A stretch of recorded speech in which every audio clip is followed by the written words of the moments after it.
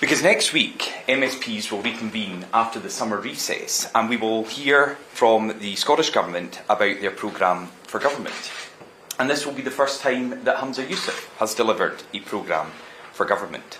But it will be the last chance for the First Minister to step out of the shadow of his discredited predecessor and show Scotland that he's his own man. Because Scotland faces significant challenges. Despite welcome early signs that inflation is beginning to fall, our economy remains fragile.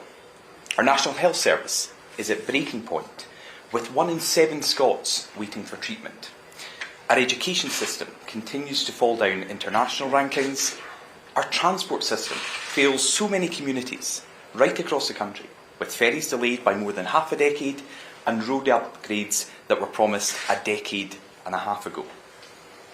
And in our councils, local services in all 32 local authorities remain cut to the bone.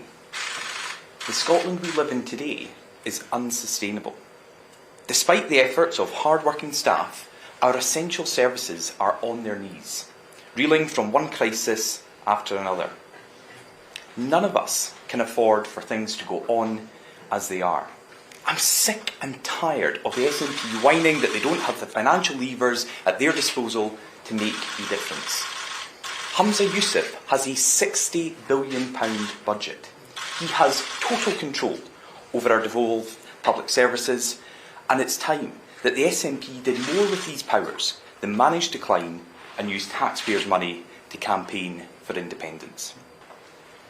In order to keep our hospitals, our schools, our roads, the services we take for granted every day, running at the same level as they are now, we would need more revenue than our economy is expected to produce.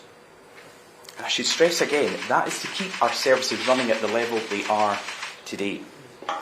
As such, they've described the continued delivery of those services as challenging.